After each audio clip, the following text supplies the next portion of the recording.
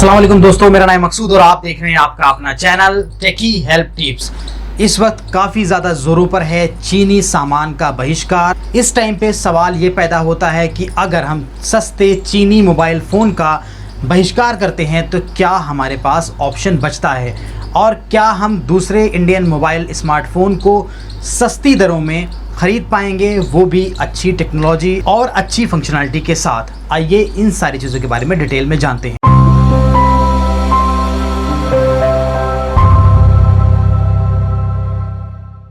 हम सब जानते हैं कि भारत और चीन के बीच जब से तनाव बढ़ा है, खास तौर पे सोशल मीडिया पर स्मार्टफोन समेत अन्य सारे जो भी प्रोडक्ट हैं, चाइनीज़ प्रोडक्ट हैं, उसके बहिष्कार का जो मुद्दा है वो गरमाया हुआ है। इसमें सबसे ख़ास बात यह है कि अगर इंडस्ट्री के जो एक्सपर्ट हैं उनकी मानी जाए तो ये जो सेंटिमेंट है जो हर्ट हुआ है बहुत ज़्यादा दिन तक नहीं चल पाएगा। कुछ ही हफ्तों में ये सेंटिमेंट नॉर्मल लेवल पे आ जाएगा।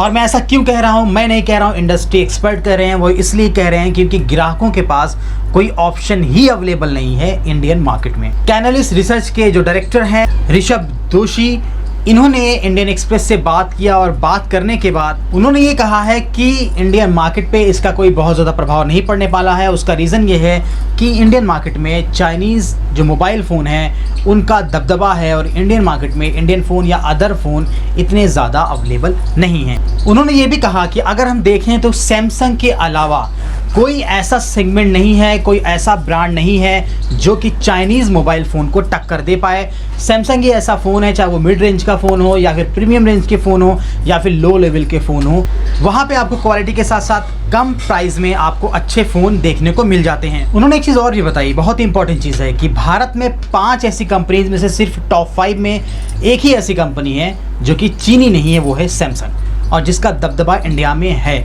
लेकिन एक बात आप ये भी जानते हैं कि 2017 से लेके 20 तक में जिसका सबसे ज़्यादा वर्चस्व रहा है या दबदबा रहा है इंडियन मार्केट में, वो मोबाइल कंपनी है Xiaomi। क्योंकि इसने पिछले लंबे समय तक, जितना मैंने आपको बताया, इस टाइम से लेके अब तक इसने काफ़ी अच्छे फ़ोन दिए हैं, मिड रेंज के फ़ोन दिए हैं और उसके साथ साथ हमें फंक्शनैलिटीज़ भी बहुत अच्छी प्रोवाइड किया है। इसके साथ साथ जो मिक्सिंग कंपनी जैसे Vivo हो गया, Oppo हो गया, Realme हो गया, अब ये जो कंपनीज हैं ये भी कंपनीज काफ़ी ज़्यादा आगे हैं इंडियन मार्केट में। ये आप हर महीने देखेंगे इनके कोई ना कोई फ़ोन आपको देखने को मिल जाएंगे इंडियन मार्केट। इन सब के बीच उन्होंने ये भी समझाया, उन्होंने ये कहा कि कस्टमर के हिसाब से अगर मार्केट देखा जाए तो सब कुछ डिपेंड करता है प्योर वैल्यू ऑफ गेम पे। क्योंकि यहाँ पे क्या हो रहा है कि जो वैल्यू ऑफ गेम है वहाँ पे हमें अच्छे प्रोडक्ट मिल रहे हैं कम पैसे खर्च करने के बाद।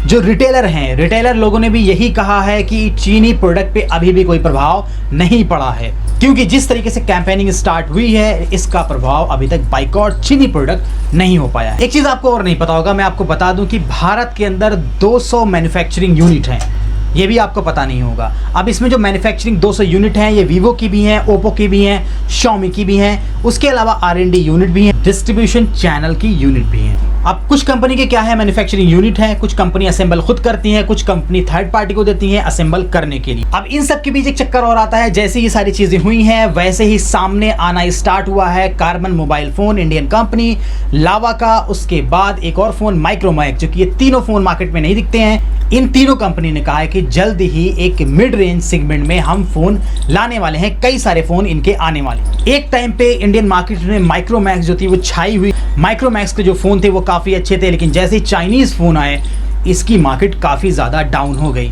सारे फोन को लेके अगर देखा जाए या फिर अगर ये बात की जाए कि चाइनीज़ जो भी फ़ोन हैं या चाइनीज़ जो प्रोडक्ट हैं उसका बाइकआउट किया जाएगा, तो यहाँ पे सबसे बड़ी चीज़ है डिमांड और सप्लाई की।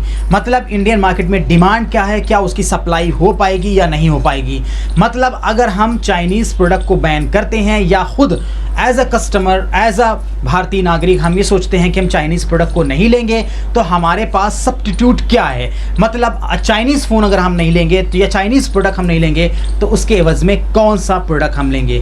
Realme की टीवी नहीं लेंगे तो क्या हम सैमसंग की टीवी लेंगे। Realme की टीवी हमें 30,000 की पड़ रही है, सैमसंग की टीवी हमें 40,000 की पड़ रही है, LG की टीवी और भी महंगी पड़ रही है, सोनी की और उससे ज़्यादा महंगी है। Xiaomi की अगर मोबाइल फ़ोन नहीं लेंगे या फिर हम अदर चीज़ें जो भी चाइनीज़ प्रोडक्ट हैं हम उसको नहीं लेंगे। तो क्या सब्स्टिट्यूट हमारे पास अवेलेबल है? अगर देखा जाए तो वो ये कि सब्स्टिट्यूट बिल्कुल भी नहीं अवेलेबल है। उसके लिए सबसे पहले इंडियन गवर्नमेंट को इसमें आगे आना पड़ेगा और सपोर्ट करना पड़ेगा इंडियन कंपनीज़ को, और जो इंडियन कंपनीज़ है उनको भी देखना पड़ेगा कि मार्केट के अकॉर्डिंग उनको प्रोडक्ट लाने पड़ेंगे जो प्रोडक्ट कम प्राइस में अच्छी वैल्यू के साथ ज़्यादा लॉन्ग टाइम चलें और कस्टमर सेटिस्फैक्ट्री हों। अगर ये चीज़ें नहीं होंगी तो फिर चाइनीज़ प्रोडक्ट को बैन करने में हम विफल होंगे, यहाँ पे हम कामयाब नहीं होंगे। लेकिन देखने वाली बात ये होगी कि क्या सच में इंडियन कंपनीज कुछ अच्छे फ़ोन लाती हैं, कुछ अच्छे प्रोडक्ट लाती हैं जहाँ पे हम चाइनीज़ फ़ोन या चाइनीज़ मार्केट की जड़ों को हिला पाएँ। अगर हिला पाएंगे तो शायद हम कामयाब होंगे, अदरवाइज़ ये करना बहुत ही मुश्किल लगता है, क्योंकि इंडियन मार्केट में इस वक्त जो पब्लिक जो फ़ोन यूज़र हैं वो बहुत ज़्यादा अगर किसी फ़ोन को पसंद करते हैं तो वो है चाइनीज़ फ़ोन, जैसे है Xiaomi, जैसे है ओप्पो, जैसे है वीवो या रियलमी। इसके अलावा अगर सैमसंग की बात की जाए तो इतना ज़्यादा फ़ोन अच्छे नहीं है। हाँ, मोटो के फ़ोन आने वाले हैं। अगर मोटो के फ़ोन आप लेना चाहते हैं तो मोटो के फ़ोन भी फ्यूज़न फ़ोन आ गया है, उसको भी आप ले सकते हैं। सैमसंग के फ़ोन भी आ गए हैं, उसको ले सकते हैं। आने वाले वक्त में वेट करिए, माइक्रोमैक्स लावा और कार्बन के फ़ोन भी आने वाले हैं। तो ये है कि छोटा सा रिसर्च किसके बारे में, चाइनीज़ प्रोडक्ट के बारे में। चाइनीज़ प्रोडक्ट क्यों इतना मुश्किल है यहाँ पे बैन करना। तो अगर आपको मेरा ये वीडियो पसंद आया हो और आपके पास कोई सुझाव हो तो मुझे कमेंट बॉक्स में देखिए, इस वीडियो को लाइक कर सकते हैं। और अगर आप मेरे एक नए व्यूअर हैं, अभी तक अगर आपने मेरे चैनल को सब्सक्राइब नहीं किया है तो मेरे चैनल को सब्सक्राइब कर लें, बेल आइकन पर ज़रूर क्लिक करें मेरे वीडियोज़ के लेटेस्ट नोटिफिकेशन अपडेट पाने के लिए। और इस वीडियो को ज़्यादा से ज़्यादा शेयर करें उन लोगों में, ताकि उन लोगों को समझ में आए कि एक्चुअल कंडीशन क्या है, चाइनीज़ प्रोडक्ट को बैन करना क्यों इतना टफ है, और उसके लिए गवर्नमेंट के साथ साथ इंडियन कंपनीज़ को क्या करना पड़ेगा और यूज़र को भी क्या समझना चाहिए।